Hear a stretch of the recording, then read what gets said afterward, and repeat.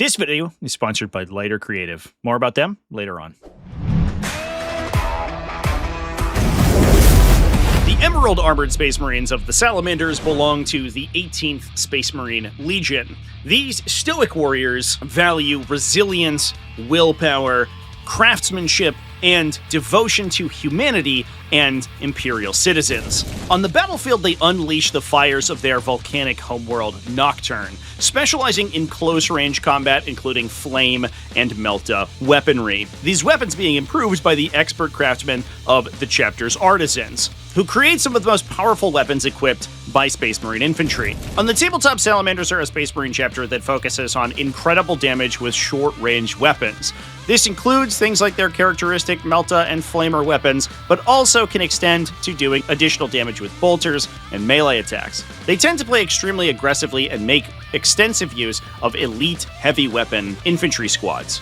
Welcome back to TacticalTortoise. This is another Getting Started video, and today we're going to be talking about Salamanders. This is a chapter that I've already talked about on the series, but the chapter has been almost entirely redesigned since my original video earlier this year, and so we're going to be retreading it and talking about them in the context of their new chapter-specific detachment, Forgefather Seekers. In this video, I'm going to be breaking down a combat patrol for the army and building that combat patrol up through Incursion and Strike Force level games, while giving you sample army lists to play with and basic tactics with which to use those army lists. As always with these videos, this is meant to give you a good baseline and an example of how to get started in the faction. It's not necessarily gospel about the only way to play the faction, and at the end of the video, I will discuss some ways that you can expand in different directions. But with that, let's start by talking about some of the faction's baseline mechanics. Now, Salamanders are a Space Marine chapter, which means they use the army ability Oath of Moment. This allows you to choose an enemy unit at the beginning of your command phase and gain full hit rerolls when targeting that unit, making your attacks much more accurate. In addition, Salamanders are a Space Marine chapter.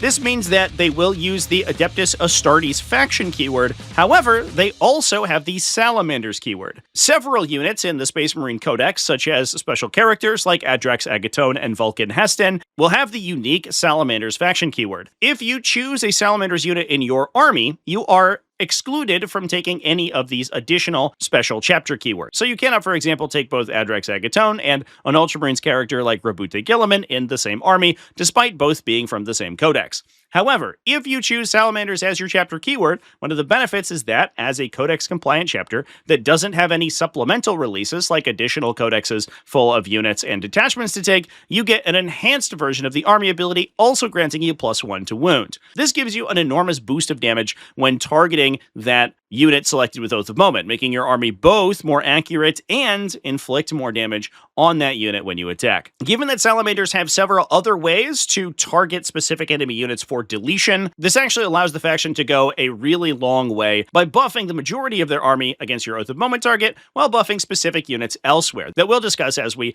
build deeper into the faction.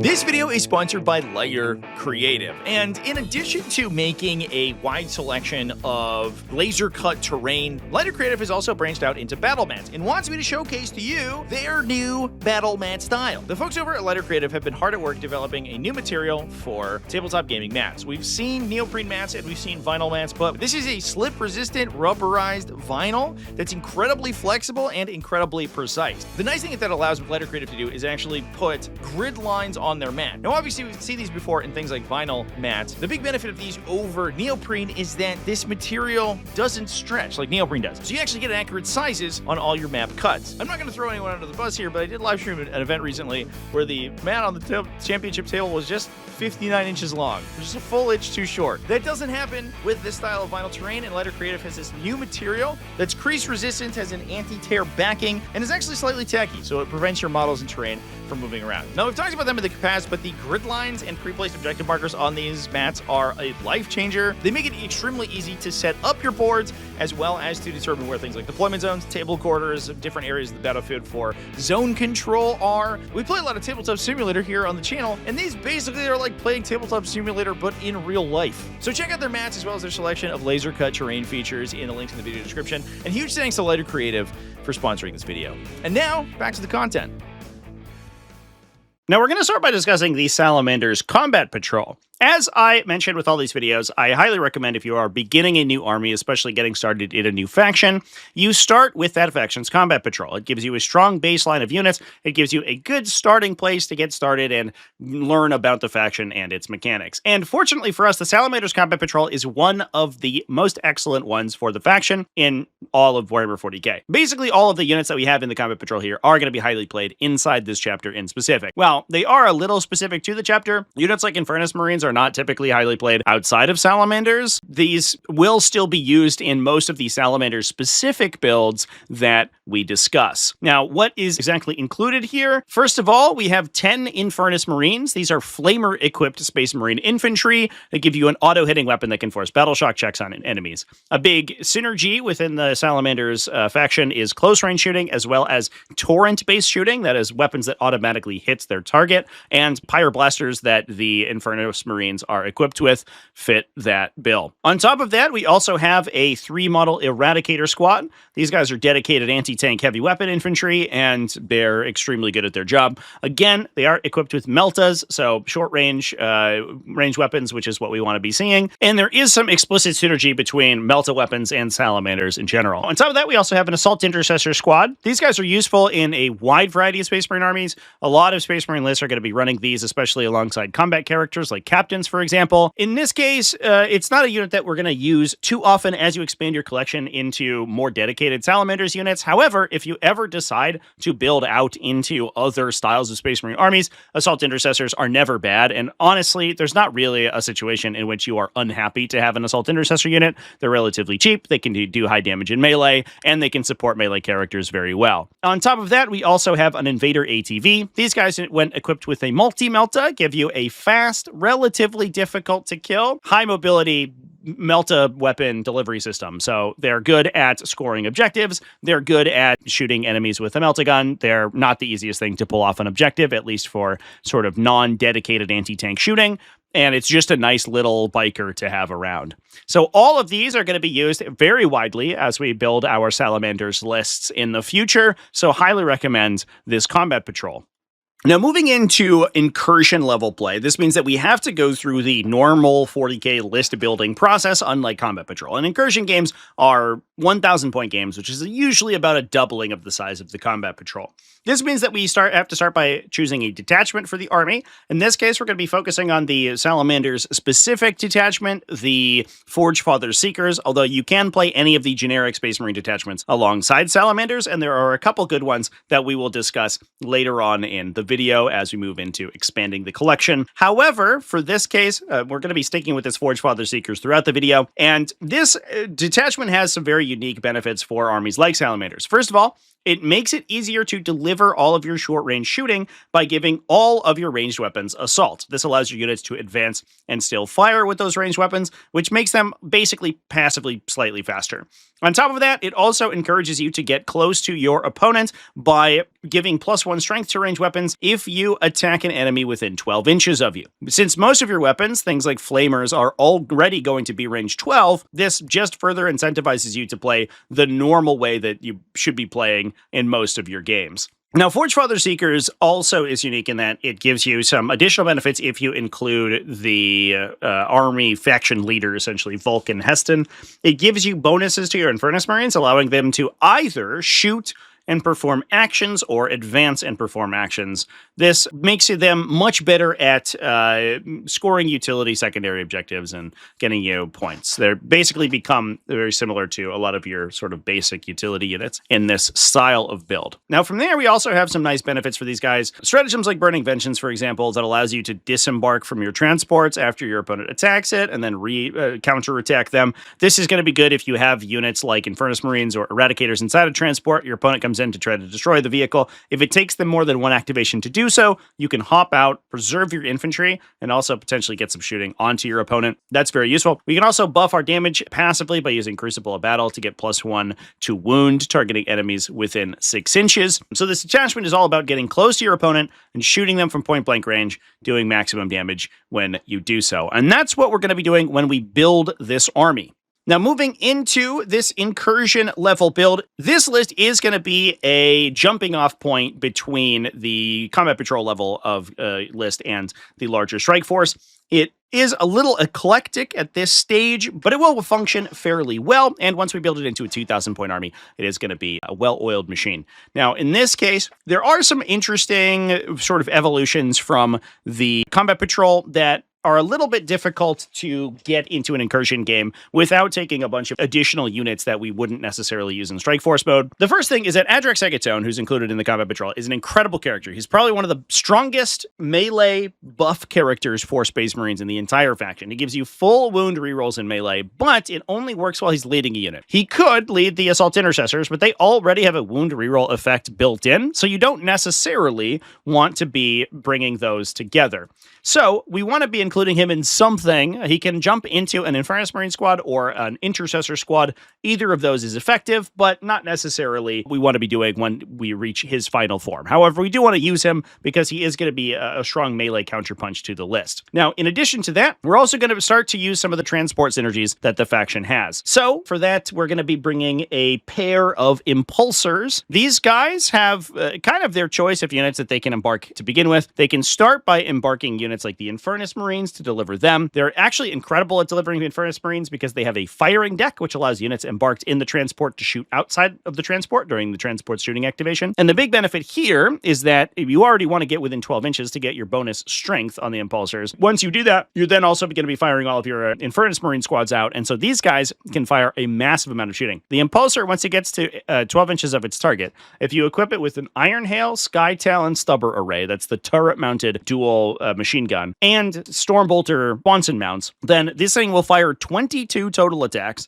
Those attacks get +1 strength, and potentially also +1 to wound if they target their Oath of Moment target with wound rerolls. This means they wound most infantry on 2s, and many vehicles even on 4s, which is kind of wild. And the volume of attacks is going to put some damage onto the target, almost regardless of what their save characteristic is. Now, then, once you add on top of that, another 5d6 Strength 6 AP1 Ignore Cover automatic hits from an embarked Infernus Marine squad, and potentially even more if we have a character like Adrex inside the unit, who's also going to be firing his own Hand Flamer out on top as well. These guys can actually do some serious damage once we get close to our target. So that's part of the power of this army, is that we do have these little packages, which is the Infernus Marines plus the Impulsor plus character that we can deliver to our opponent with the additional movement from advancing and shooting and doing lots of damage with the additional strength that we get from the detachment. So we've added 2 Impulsors to carry around those units. Now we've also added the faction leader in order to synergize with the detachment, Vulcan Heston, the great man himself. His big benefit is that when he can see an enemy unit in the shooting phase, he can select that enemy unit and give your entire army within 24 inches full wound rerolls on all of their Torrent and Melta weapons. And this is where a lot of the synergy between the Melta and the Flamer weapons, the close short-range weapons, and Salamanders comes from. So Vulcan can give you wound rerolls on any of those targeting a single enemy. It's kind of like a second Oath of Moment target. He just has to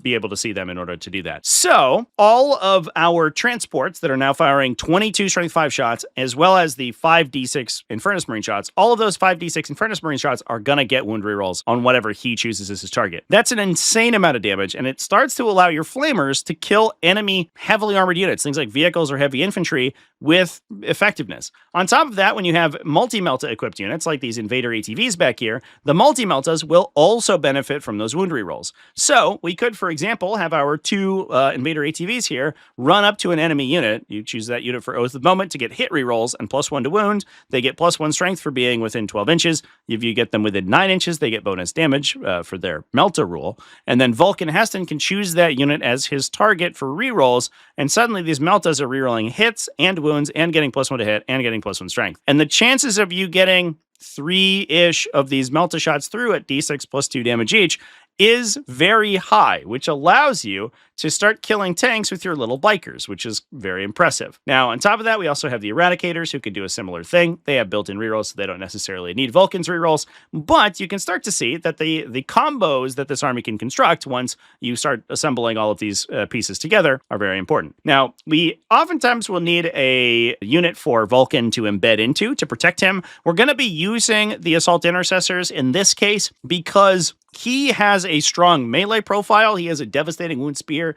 Devastating Wounds give you automatic mortal wounds on criticals. So instead of doing damage normally and giving saves to your opponent that they'll have to make in order to try to prevent damage, Devastating Wounds essentially automatically passes damage through their saves. It only works on critical wounds, which is wound rolls of 6, which means that if you have wound rerolls built into the Devastating Weapon, it's much more effective. And we'll talk about this combo when we get to the Strike Force game. That's going to be a big component of this faction. However, Vulcan Heston having Devastating Wounds, plus once he's inside an Assault Intercessor unit, he's going to get reroll 1s to wound, and potentially full wound rerolls if he targets something that's on an objective. He can contribute more devastating damage to that unit's activation. So not only are they going to protect him with the Blade of Wounds, but then also he can do more damage himself. And he has some additional effects that are going to help you score points that we'll talk about momentarily. So let's talk about actually playing this army on the table. The other thing that we've added is just scoring units. We've added an Intercessor squad, which is going to be able to hold down the back of the table.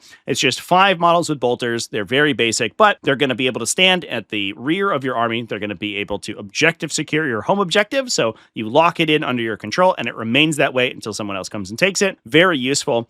As well as we've added a Scout Squad, which is going to be an infiltrating unit that can stand up in the center of the battlefield and then score points in the early game before we get our Impulsors and our Invader ATVs into range. Those are both super useful units, which alongside the Assault Intercessors are basically going to be used in essentially every Space Marine list that you build, which makes them very consistent if you decide to expand outside of just the Forgefather Seeker's Detachment. So let's talk about using this Incursion army on the battlefield. First things first, we want to be utilizing the army's capacity for transport as much as we can. And there are a couple of implicit synergies between the Salamanders faction and their transports. The first one is obviously Burning Vengeance, which allows you to shoot when your opponent shoots at your transports if they don't kill you. If you have things like Infernus Marines inside of a transport and your opponent comes to bring in close range weapons, so like Melt-A-Guns, for example, doesn't kill the transport, you can then bail out the Infernus Marines and shoot back at them for a command point, which is useful. And there's going to be some other ways that we can utilize this ability in order to do some really funky stuff, which we'll talk about later on. However, the other thing is that Vulcan Heston has a special ability that allows him to choose an objective on the battlefield and gain bonuses while he's within range of that objective. He gains a Feel No Pain and he gains OC 10, which basically means that almost no enemy units are going to be able to take it away from him as long as, unless they're at starting strength and have a high base OC characteristic. So he's harder to kill and he's better at taking that objective away. If he's inside the Assault Intercessor unit, he's also going to be better at targeting enemies on objectives. So he just wants to play around that objective play. That ability chooses an objective as soon as he sets up on the battlefield, which means you can actually kind of game it a little bit by starting him in a transport. That means that as soon as he disembarks from that transport and is set up on the battlefield, he can choose which objective he wants to aim for. So you're going to be able, if you start him inside one impulsor, so we're going to say he's inside this one for the sake of this demonstration, you're going to be able to see where your opponent sets up. Maybe they set up really heavily to take this objective. Maybe they set up really heavily to defend this objective, and they're very light on one of the two. If you see where your opponent is going to be angling their army, you can then disembark him from the start of the game and choose whichever objective is going to be either contested or more easy for him to be able to stand on in order for that to be his chosen relic objective. Now, starting models inside transports, then disembarking them is a time-honored tradition because the other benefit that it gives you is the fact that you get a little bit of extra movement from disembarking transports. If you want to play basically any of the Salamander-focused detachments, I would highly recommend that you spend some time learning and refreshing yourself on the 40K's transport rules. I do have a couple of videos about transport mechanics in the game, and I would go check those out if you want more information about those, because it is going to be important to know. But basically, when you disembark a transport, you set up your unit completely within 3 inches of them. So if we were disembarking here, every model of the unit has to have every part of their base within 3 inches of this impulsor, which means that the unit would be set up like this. This means that if they were to deploy normally, they would be here on the deployment line and then move. But by disembarking, you give them a little bit of extra distance, which is especially nice for a unit like Vulcan Heston's Assault Intercessors, who wants to get into a position to charge something later on in the game. So they want that extra movement. So what we can do is we can start Vulcan Heston inside the impulsor here, and then we can either disembark him early to choose the objective we want him to stand on, or we can hold him for a turn or so and choose that objective later on. But we want to start him inside a transport, basically, regardless. We ultimately want this Impulsor to be an Infernus Marine carrier, so we want an Infernus squad to sort of follow it around. So what we want to do, let's say that we want to do this early game. Our opponent's like bearing down on us and we want the models on the table. So Vulcan Heston disembarks on turn 1. He chooses an objective to be his chosen one, let's say this one. So he'll get OC10 when he's on that objective, and he runs towards the objective to go take it next turn.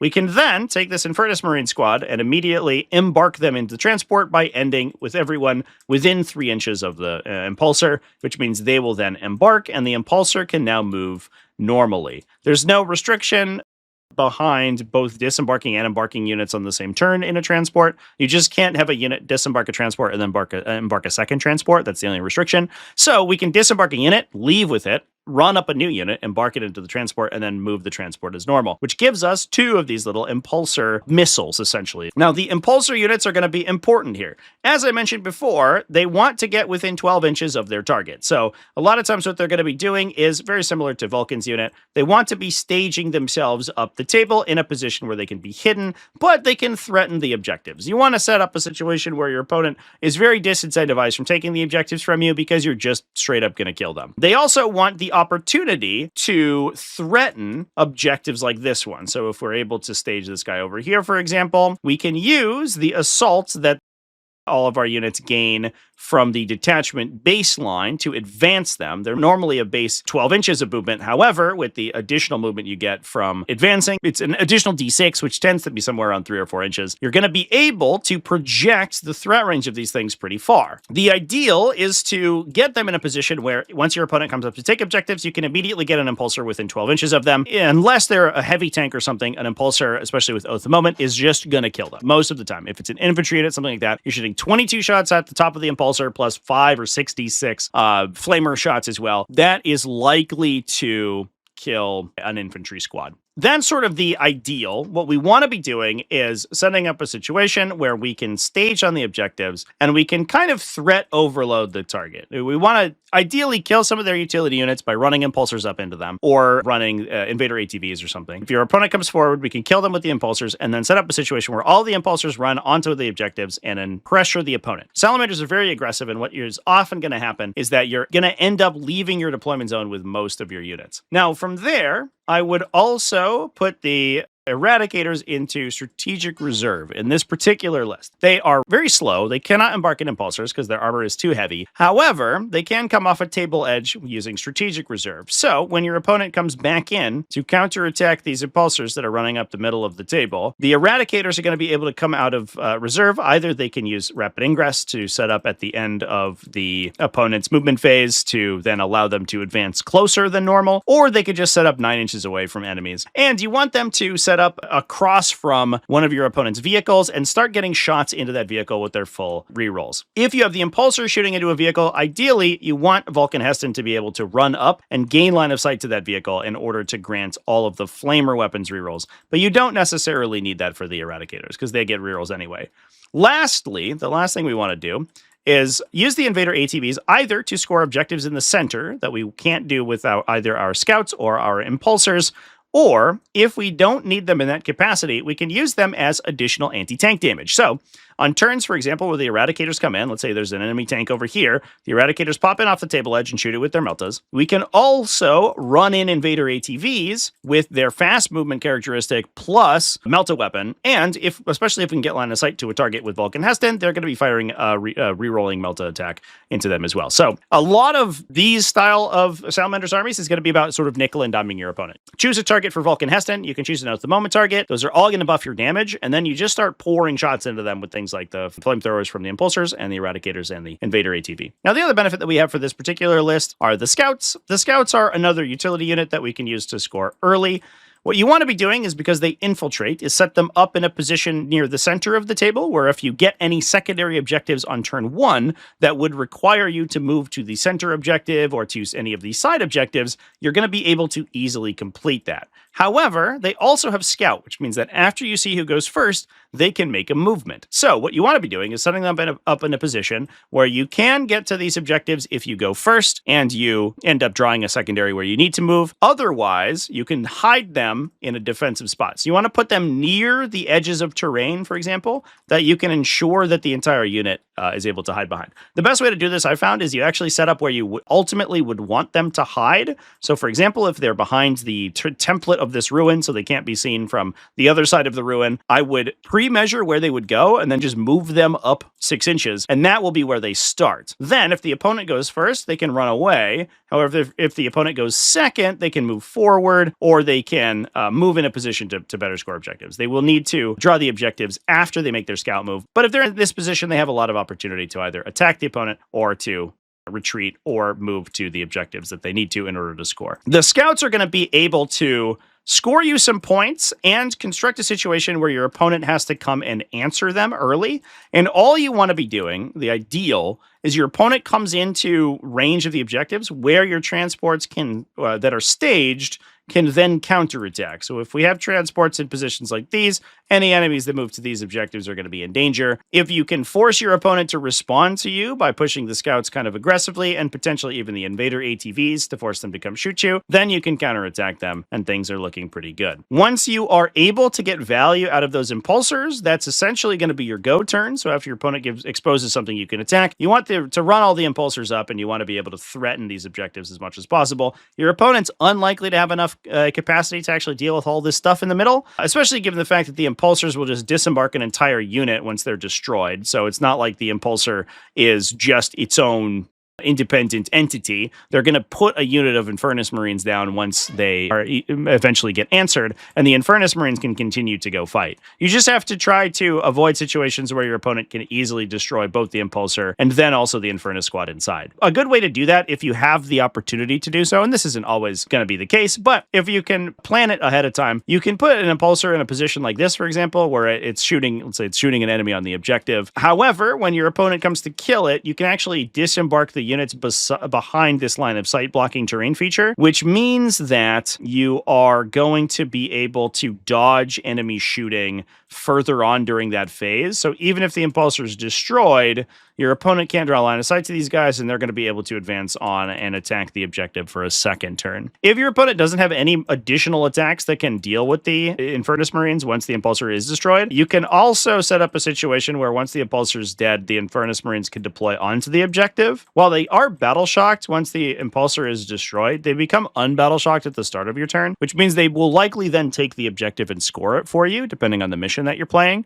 And Infernus Marines, alongside Vulcan Heston, as long as he's inside the army, gain a bonus objective control characteristic. So they go from OC1 to OC2, and don't forget, they can advance and perform actions. So once they're in this position, they can either stand on this objective, shoot people, and perform actions like cleanse or recover assets, or they can advance and perform actions like cleanse or recover assets at the same time. The Intercessor Squad is going to be another one of your utility units. They always want to start on your home objective because, as I mentioned before, that's going to claim it for your control. So once they control an objective at the start of your turn and your command phase, they will lock into your control permanently until your opponent comes in to try to take it. If your opponent doesn't have fast units or deep strikers that can take the objective, that means that your intercessors can then go leave and go do something else, right? They can contribute to the fight, or they can score points or secure objectives later on. If they do have units that could deep strike on, you can just bring the intercessors around the objective to ensure that the deep striking unit cannot land on that objective to protect it. So the intercessors want to start on the objective and then have the capacity to move off later. And then once you get to battle round 4 and your opponent doesn't have any natural reserves remaining, unless they have units that can enter reserve during the game, the intercessors are going to be free to move up and start to do contribute to the fight. And these guys are not the worst thing at shooting. They have 20 ranged attacks as long as they all target the same target. A 21 if you also include the grenade launcher that the unit can equip. And they also get the +1 strength if they can get to 18 inches of an enemy, so they can get up to strength 5 and AP 1 potentially. So they're actually not too bad. They also have a power fist available to the sergeant, so he can deal some additional damage as well. The unit is definitely pretty viable in and of itself as a combat unit, in addition to its capacity to give you enhanced scoring on your home objective. So that's a brief overview of how to play this sort of MSU threat overload style of incursion army. Now, I did mention that this army is very much a stepping stone to the Strike Force army, which is really where Salamanders start to shine because they unlock a lot of the ability to use their more expensive combos. So let's move into building a Strike Force army. So moving on to this Strike Force army, this is the 2,000 point level for 40k, and it's the most common level for standard size games of 40k. And this is a doubling of the size from Incursion. So we're going from 1,000 up to 2,000 points. And now we get to talk about some of the combos that make Salamanders really, really horrifying. And many of these are unique to Forgefather Seekers. You can play similar detachments elsewhere in the faction, however, they won't necessarily have the same level of damage output as the Salamander's specific detachment. So what have we added to this army? Now, I wanted to add a combination of units that are going to be strong in this detachment specific, but also make it so that if you build this army, you can expand into other detachments or other archetypes of Space Marines without having to do too much reworking of your list. So many of these units are still going to be useful in other armies, even if they aren't necessarily 100% optimal for Forgefather Seekers. They're just going to be strong. Now, first thing we're going to do is add some more Infernus Marines. I've added 5 in this case to bulk out one of our units of 5 up to 10, but a lot of times what you'll be taking if you want to go all in on Forgefather Seekers is multiple units of these guys, so you could be playing up to potentially 20 Infernus Marines fairly regularly. I've also added a Blade Guard Veteran Squad. Now, this is sort of the ultimate home for Adrax Agatone. Blade Guard veterans get a built-in reroll hit effect. They can give themselves reroll ones to hit that they choose at the start of the fight phase, or they reroll their ones on their invulnerable saving throws. The benefit here is that this combos very nicely with Adrax's leadership ability of wound rerolls. Blade Guard veterans are already bringing a fairly solid melee attack. They have a bunch of AP2, Strength 5 AP2, 2 damage melee attacks. And getting reroll ones to hit, hitting on 3s means that all they're really missing on is 2s. And then Adrax gives them full wound rerolls. Adrax has a Thunder Hammer that hits on 2's baseline, so he also benefits from the rest of the unit's data shoot ability. So he is going to be hitting on 2s and rerolling 1s, and then full hit rerolling his wound rolls. So he's swinging 5 3 damage melee attacks, rerolling any missed hit and wound. The rest of the unit is swinging a total of 24 2 damage melee attacks, rerolling 1s to hit, and all of their rolls to wound. So this unit, especially if you give it +1 to wound from either Oath of Moment or Crucible of Battle, does crazy damage against almost any target. They're incredibly strong as a late game sort of melee counter attack to what your opponent's trying to do. The downside of Salamanders and Firestorm Assault Force is that their melee attackers are not that fast because you can advance and shoot, but you can't advance and charge. However, we will be trying to deliver these guys with vehicles, and we've added a ton of vehicles to the army, and that includes... Big thing here is a Land Raider Redeemer. Now, the Redeemer is the most expensive pattern of Land Raider that we have available. However, it rocks 2 big flamethrowers, which is incredibly strong for Salamanders, which already want to be getting up close and personal with their targets. So, the flamethrowers are 2 damage torrent weapons, so they benefit from Vulcan Heston's wound reroll buff, so he can choose a target to get wound rerolls for torrent and Melta against. That's going to affect actually a lot of the shooting from this Land Raider because it has a multi-melta on its pintle mount in addition to the flamers. It also has a twin-linked assault cannon that, being twin-linked, already rerolls its wound rolls. So once this guy combos with Vulcan Heston, it actually is just basically shooting a full rerolling attacks all over the place. So it's very high efficiency. However, it only does so against enemies within 12 inches. So it wants to get up close and personal, but it does have an assault ramp, so if it moves, not advance important, then we can disembark a unit inside, like the Blade Guard veterans, and then charge with them. So it does actually improve the threat range of the Blade Guard veterans slightly, while also being a dominating, heavily armored vehicle in the center of the battlefield that can absolutely torch almost anything that tries to contend with it in the midboard. Now, in addition to that, I've also added a pair of Gladiator Lancers. Now, the big benefit that these guys have is that they're able to counter battery enemy shooting. So if your opponent comes out to deal with things like your Impulsors or to attack units like the Land Raider, Gladiator Lancers are going to be able to respond. Whereas if we didn't have any long-range shooting, it could be that our opponent is able to layer their defenses enough that we can't actually get to their long-range guns, and they're just going to be able to activate into the army over and over again, and that's a potential loss condition. However, the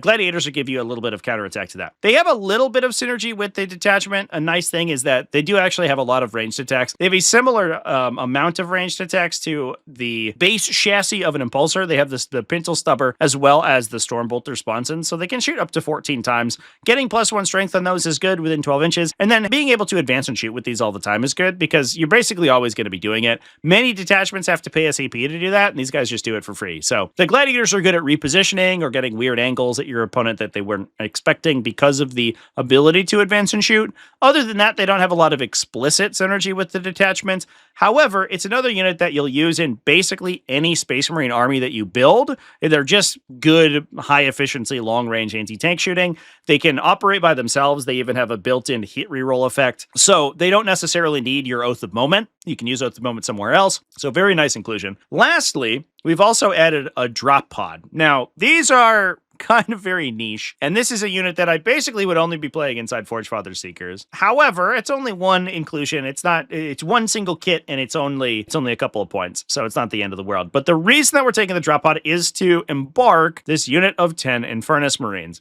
Now, we've also purchased an additional character. This is a Space Marine captain for the Infernus Marine squad. The reason that we have this guy is for a particular enhancement inside the unit called Immolator. Immolator grants +1 to the attacks characteristic of all torrent weapons inside the unit, which means when he joins in with 10 Infernus Marines, all of these Infernus Marines are now firing D6 +1 flamer shot. The huge benefit that we get from these guys is a combination of effects. We can use Immolator to improve their attacks characteristic. We can then use Immolation Protocols to give them devastating wounds on those flamers. So we're rolling a bunch of attacks. Any 6s to wound, as we talked about with Vulcan Heston before, is going to be mortal wounds, so it bypasses your opponent's saving throws. If we also use Vulcan to give the unit wound rerolls by targeting an enemy unit in line of sight of him, this unit does absolutely ridiculous damage. And I'll do a couple of rolls here to show you exactly how much damage it's doing. Let's just say we're in range with the entire Infernus Marine squad, alongside the captain with the Immolator Combo. That's going to be firing 10d6 plus 10 range attacks. We're going to use Immolation Protocols for 2 CP to give devastating wounds. We can reduce the cost of that stratagem by 1, so it only costs 1 CP. We shoot that unit at the target that Vulcan Heston is pointed at to get wound rerolls, and we can now fish with those wound rerolls for devastating wounds. So in this case, what we're going to be doing is trying to get as many devastating wounds as possible. We get a little bit of a spike up in our attack volume here, 36 plus 10 for a total of 46 total attacks. There we go. And then we're going to be assuming that we're attacking something as tough as 12 or higher. We can fish for mortal wounds from this unit. And then we can even take all of these dice that are not mortal wounds and reroll them in an attempt to get mortal wounds. And we're going to be rewarded with, in this case, 13 automatic damage on the target. No saves allowed.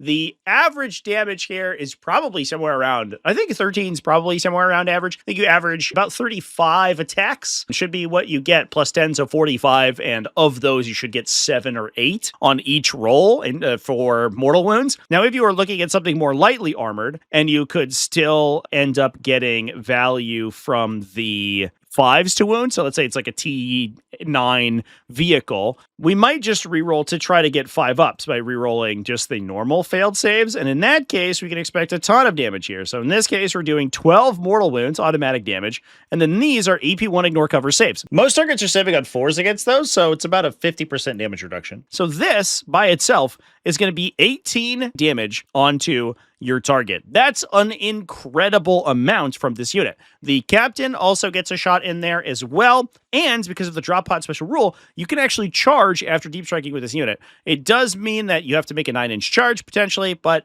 you could then get the captain in. He has a devastating melee weapon when he uses his once per game ability as well. So the damage from this Infernus squad is absolutely ludicrous when the full combo is assembled. What we need to do is get these guys up close and personal with our target, and the way to do that is we're going to use a drop pod to deep strike them. It's a little bit convoluted. The drop pod itself is kind of a complex model to play with just because of how it works mechanically, and we'll talk about that when we go through actually playing it on the battlefield. But basically what we want to do is create a situation where either our opponent is forced to pull forward to attack big armored units like the Redeemer or the Lancers. They expose their biggest, toughest units, and then we can counterattack by drop podding in, pointing Vulcan Heston at that unit, and basically just wiping them out with the Infernus Marines. And when you're in a position like that, where you start to trade and destroy your opponent's most important pieces, then you can kind of just roll the game out from there. Salamanders being already a fairly aggressive army means that they're going to be able to score very highly passively, or at least force your opponent to deal with their scoring units like Invader ATVs or the Impulsors. So let's talk about playing this army on the battlefield. First up, we're going to make extensive use of the army's transports, obviously. What we want to be doing is getting the Land Raider in a position where it's difficult for your opponent to shoot it on turn 1, but where it can run into behind line of sight blocking terrain around the center of the table for turn 2. We basically want to create a situation where the Land Raider is then going to be able to push forward and start to threaten their objectives, or move forward and disembark Adrax and his friends in order to get them a better charge. So the Land Raider can move up 12 inches, then disembark at the end of its movement, and that then allows Adrax to charge after disembarking. So his threat range is essentially 15 inches plus whatever he rolls for his charge move there. The other thing is that the Land Raider's transport capacity is actually enormous. It's a 14 on the Land Raider Redeemer, which allows us to embark 2 units rather than just 1. And we have a couple different options of what we can do. In this case, I would put in the Eradicator squad. This gives you a bit of a ranged option for the Land Raider, and also threatens your opponent with Burning Vengeance, the stratagem to disembark and shoot with your at the enemy after they target the Land Raider, if they move up anything close enough to attack it. So let's say they have a unit that's within 18 or within 12 inches that comes up to shoot the Land Raider. They don't quite kill it. You can then choose either to disembark the melee unit if you want to threaten heroic intervention, you want to take an objective, you want to block your opponent from being able to charge, or you can disembark these guys and they just let loose a full re-rolling salvo if they're shooting into an enemy monster or vehicle of Eradicator shots into whatever attacked the Raider. And it's very rare the Land Raider gets killed in one shot.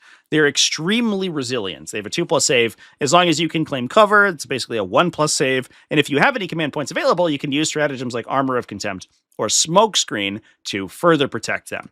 So the Land Raider, ideally, we would want to be able to move it to the center and then give us an opportunity to either threaten control of an objective with it, threaten Overwatch with it, has an incredible Overwatch threat because of all of those auto-hitting flamers, or just force your opponent to come out and deal with it in order to prevent it from scoring those objectives. That's kind of the goal there. It's a big mid-board bully, effectively. Kind of the same way that we used the Impulsors in the Incursion level game, but obviously the more upgraded variety. And if your opponent doesn't deal with it, then you can threaten to move forward and deliver Adrax into their face, and Adrax can kill basically anything in one shot. Now from there, we also have one 5-man Infernus squad. These guys can jump into an Impulsor. I would also consider potentially strategic reserving the Impulsor that has the 5-man Infernus squad in it. It's actually not too bad of a strategic reserve.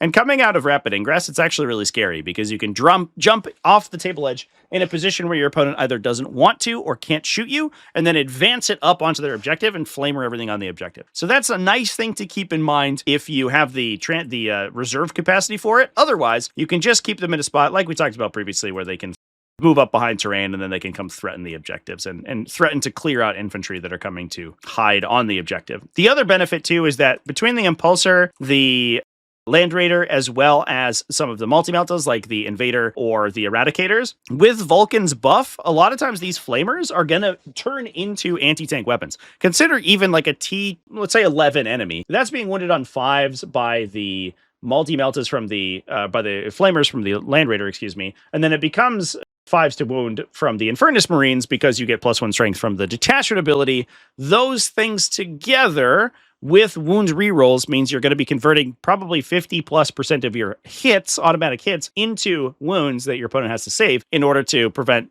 themselves from dying. So even heavily armored vehicles for the Redeemer and the Impulsors are going to be able to get knocked down. And the Redeemer can wound even up to toughness 12 on 5s because its flamers are always going to benefit from that +1 to strength because it's always going to be in 12 inches every time it's shooting. Now, the other impulsor is where I would put Vulcan. The other opportunity is that we could put Vulcan in the Land Raider Redeemer instead of Adrax, but I think we want Adrax as a delivery system. Vulcan's going to play a little bit more cagey in the early game. So we have an impulsor that he can jump into, and then he can hop out later to get his OC10 and his 4+, feel no pain when targeting an objective. In addition to that, we also have, obviously, the scouts and the utility units like the Invader ATVs.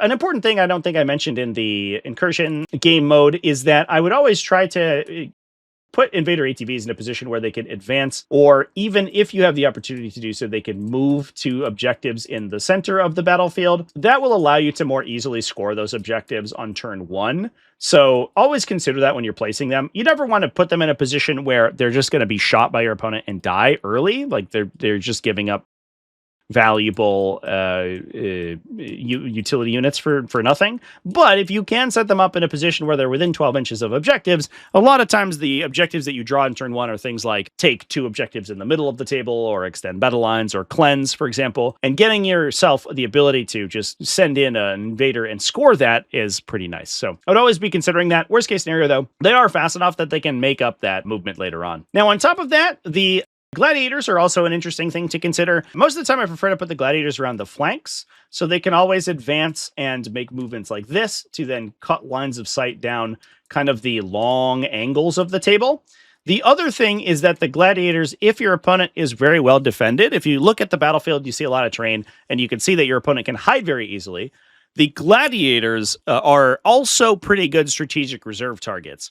Now, you don't want to put too much in strategic reserve because you're already going to be putting the Infernus Marines and the drop pod here. However, the Lancers coming off a table edge are very difficult for your opponent to be able to counter deploy, how to be able to counter position. So even if they know the potential position of any Lancer that's being getting on the battlefield, and they're going to try to hide from that thing's potential lines of sight, they can hide behind this train, for example, they can hide behind this. The second Lancer, being able to come off the table edge, doesn't necessarily have that weakness. Like we discussed with the Impulsors, being able to rapid ingress it into a position where your opponent can't necessarily see it, and then advance and shoot it, because everything has assault in the army, even your big long-range anti-tank guns, gives it an incredible ability to reach enemy armored vehicles with its laser cannon. So your opponent's never really sure where the second Lancer is going to go, and it showcases one of the reasons that long-range guns in Strategic Reserve actually end up being kind of powerful. Now, the last thing is going to be the drop pod and the Marines inside. And the drop pod essentially serves 2 purposes in this army. First of all, it's going to deliver these Infernus Marines into a position where they can attack your opponent, right? It's going to deliver them within 12 inches of your opponent. You can't put a unit this large inside an Impulsor. You would need a larger vehicle like a Repulsor in order to do that, or a Land Raider. Land Raiders are expensive.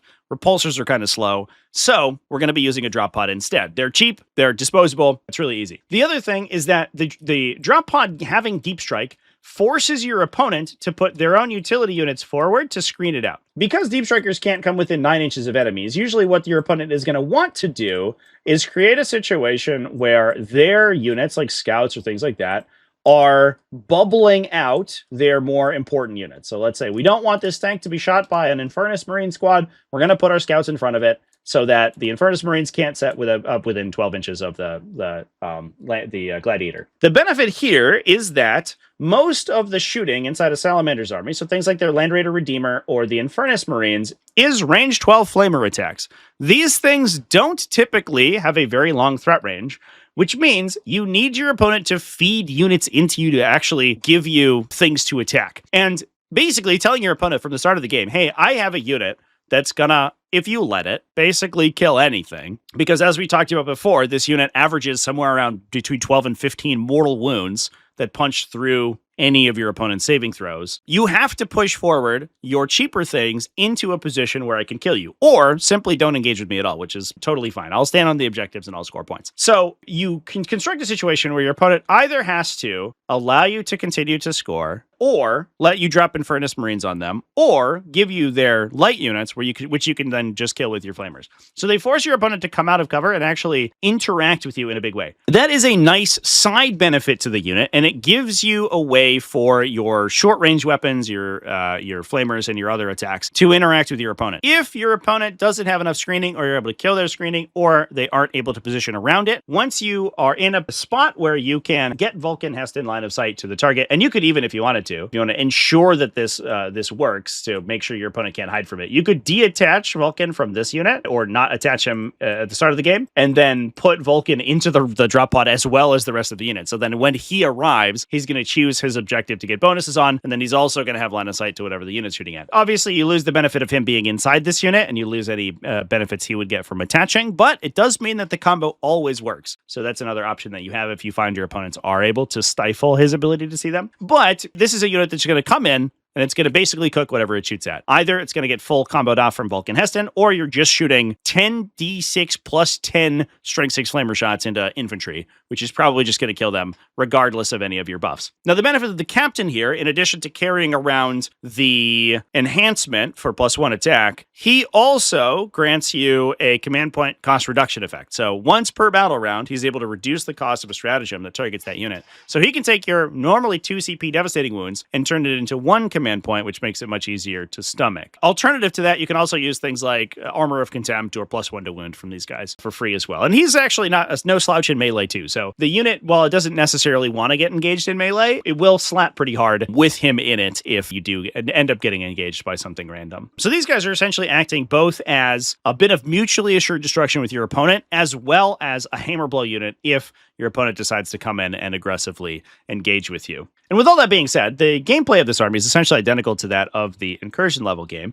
So we want to be forcing our opponent with screening and with utility units to come up and come out into the open. You want to be able to stage up your vehicles in a position where they can hide towards the middle of the battlefield. And then, ideally, you want to get some value from your units. You want to kill your opponent, and then you want to force your entire army down their throat.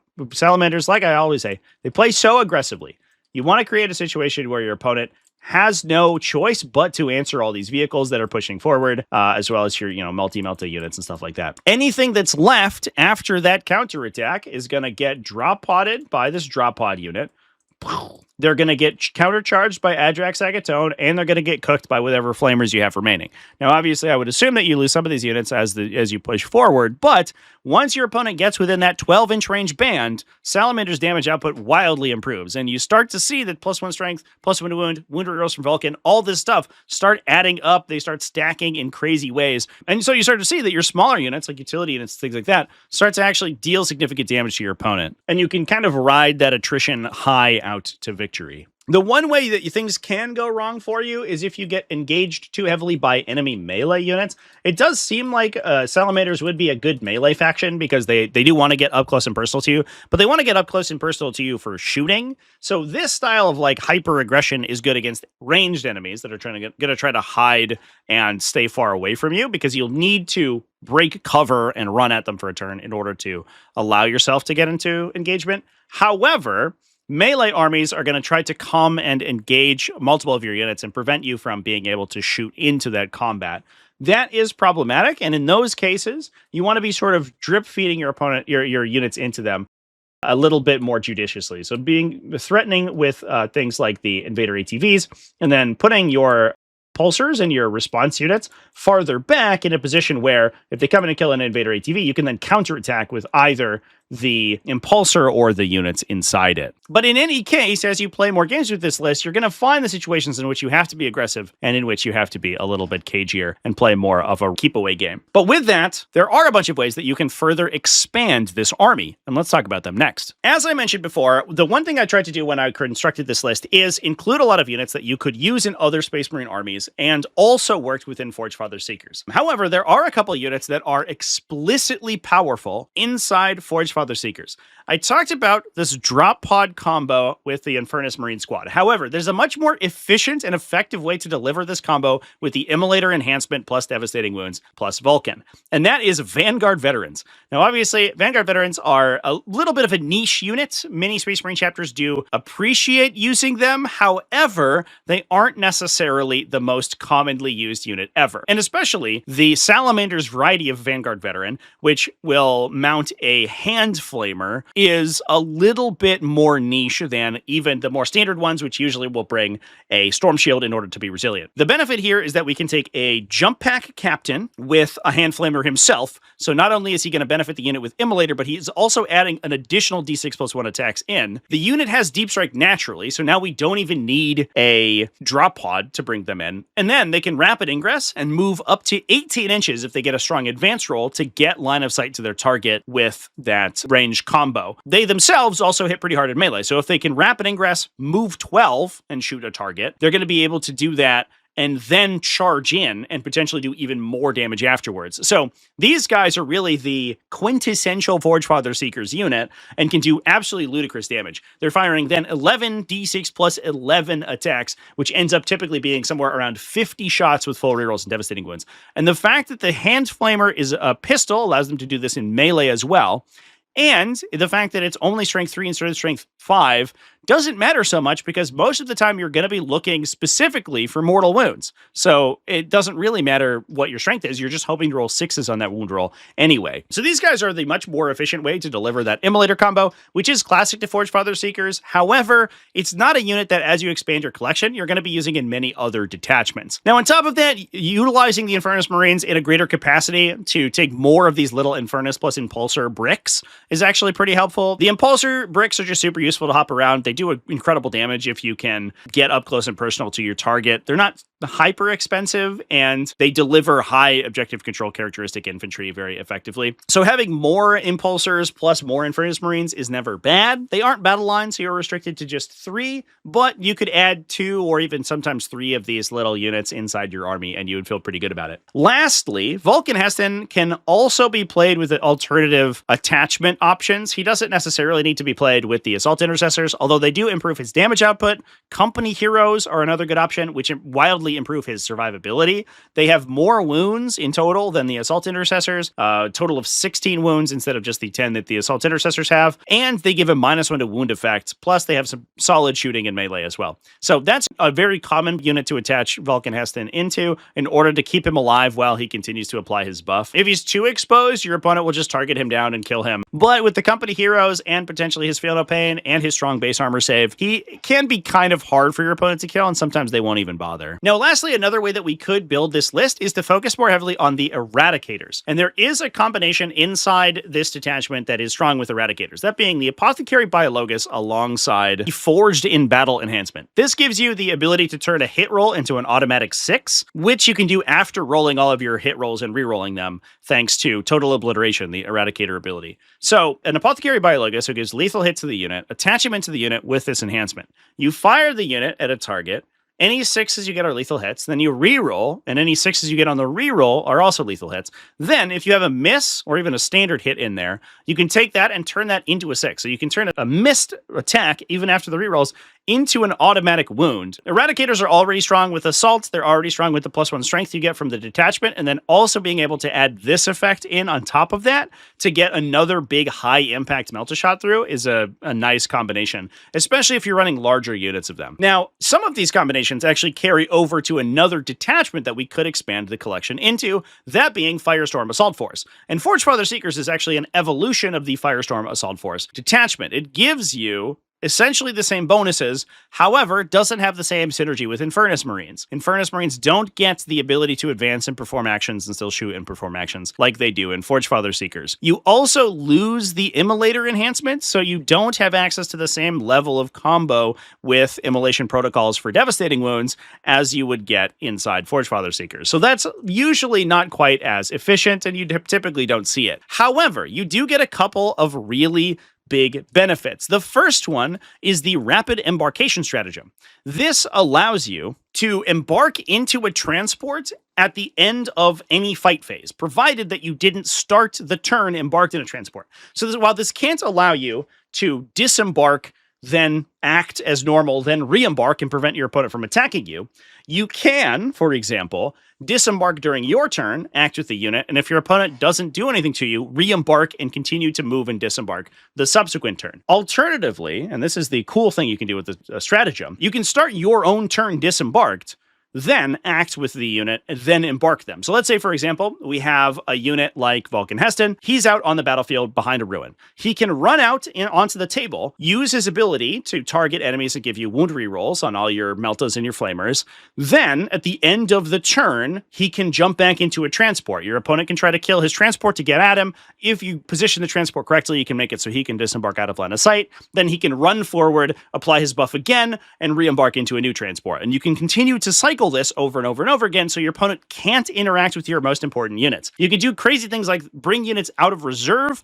You can bring in, for example, Inceptors coming out of strategic reserve. They can jump onto the battlefield, fire their weapons, then embark into a transport to keep them alive. So there's a bunch of weird, crazy stuff you can do with this stratagem. It's incredibly strong. The other benefit that they get is Champion of Humanity, which is an enhancement for a Tacticus armored model. That's the base power armored Primaris Marines, and it gives your unit the ability to ignore all modifiers to their attacks. So that's things like -1 to hit, -1 AP, -1 damage, ignores all of those. The classic position to put this on is a lieutenant that you attach into Adrax Agatone's Blade Guard Veteran Squad. And that ignores the majority of defensive technology in the game. Most enemy units are just going to have to take the full brunt of Adrax's attacks without being able to mitigate his attack rolls whatsoever. The Lieutenant also brings another couple of 2 damage attacks that get rerolls from Adrax and the rest of the unit as well, so he improves the output of the unit on top of that. So that makes Adrax Agatone and those Blade Guard veterans one of the strongest melee units in the entire game if you played them in Firestorm Assault Force. However, obviously, you lose that Immolator combo. You also lose the ability to fall back and do anything. So once you get engaged in this army, you get stuck in. But it is a slight evolution of Forgefather Seekers for some alternative strong units. Now, the other place that you can put this army very easily is Gladiator's Task Force. This is sort of goes without saying. Gladiator's Task Force is one of the strongest detachments in 40k because it's incredibly flexible. You can play almost anything with it. But a lot of the short-range weapons that you want to be playing from Salamanders do fairly well inside this detachment, especially because it has the ability to turn your army into Devastator Doctrine to give you advance and shoot for a turn. It also has stronger support for melee units like Adrax Agatone. It can use Assault Doctrine to give him advance and charge, so he doesn't necessarily need to be delivered solely by a Land Raider in order to actually make it into melee. You can also use Honor of the Chapter for +1 to wound, as well as +1 AP, which actually further improves his output slightly more than you would get even from Crucible of Battle inside Firestorm Assault Force. So he hits harder, he's faster, your guns can still be equally as fast, and you get a lot of support for other weapons that you can buff with your reroll effects from Vulcan Heston and stuff. So it doesn't have as much explicit synergy with the units that we talked about in the army, but it does have a lot of alternative benefits to a lot of the units that we talked about here. And you can play some more standard units, other shooting batteries, for example, and still get some use out of them inside Gladiator's Task Force as well. So that's definitely never a bad place for any Space Marine army to go, and especially for Salamanders too. But with that, this should give you a good starting point for getting into the army and expanding out your Space Marine collection. So let me know down in the comment section what you thought about this how to play video. Thanks so much for watching all the way to the end of the video. Thanks to everybody who supports Tactical Tortoise, either over on Patreon at patreon.com/tacticaltortoise, YouTube channel members, Twitch subscribers. All you people are amazing. And let me know down in the comment section what faction you want me to discuss next. And with that, keep it classy, folks, and have happy wargaming.